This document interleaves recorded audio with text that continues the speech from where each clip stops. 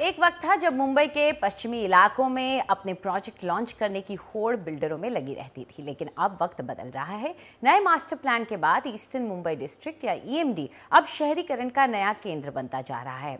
क्या eastern Mumbai district वाकई में किफायती दामों में रहने या निवेश के लिए घर ढूंढ रहे खरीदारों के लिए सही विकल्प है या नहीं? आशीष भाटिया ने वहां जाकर इसका जायजा लिया।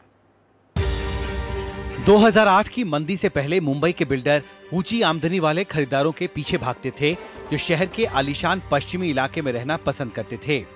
लेकिन बदलते वक्त के साथ डेवलपर्स ने अपनी रणनीति बदली है और अब उन्हें कम या मंझौली आमदनी वालों के लिए ज्यादा घर बेचने में बेहतर मुनाफा दिख रहा है और सस्ते घरों के ये प्रोजेक्ट्स शहर के बाहरी और दूर दराज के इलाकों में बन रहे हैं।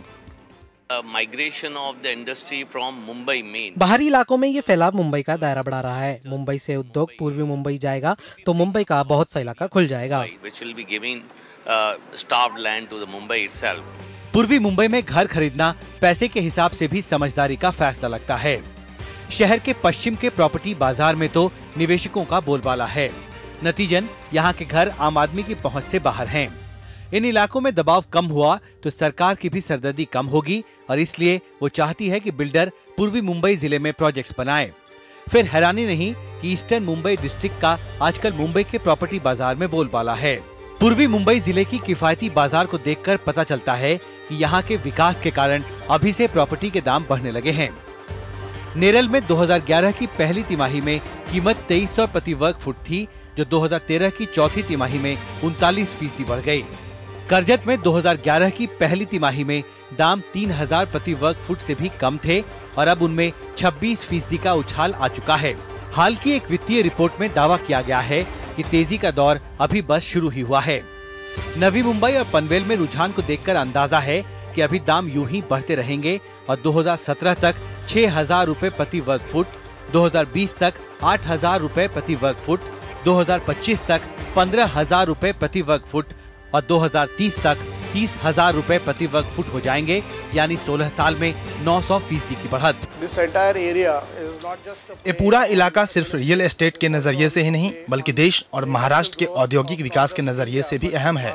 जैसे इंफ्रास्ट्रक्चर प्रोजेक्ट्स बस परिवहन तक ही सीमित नहीं है, बल्कि ये इंडस्ट्रियलाइजेशन के लिहाज से भी बहुत अहम है। And for the logistics, which is a very huge growth.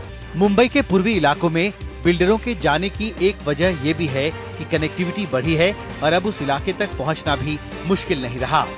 मसलन दक्षिण मुंबई और चेंबूर के बीच 4-वे एलिवेटेड ईस्टर्न फ्रीवे है। इसके अलावा मुंबई को पुणे एक्सप्रेस से जोड़ने वाला 8 लेन का फ्रीवे बन रहा है। कल्याण मुरबाद कशाले रोड बन जाने के बाद कल्याण और करजात के बीच आने जाने में समय की काफी बचत होगी। कीमतों में इजाफे की एक वजह ये भी है।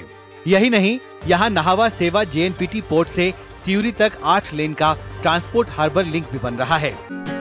Just 25 kilometers from Navi Mumbai Airport, Montague Green provides a clean and green world. Indian economy is expected to grow by 8.5% next year. Karjat Properties near Mumbai is set to double by 2017.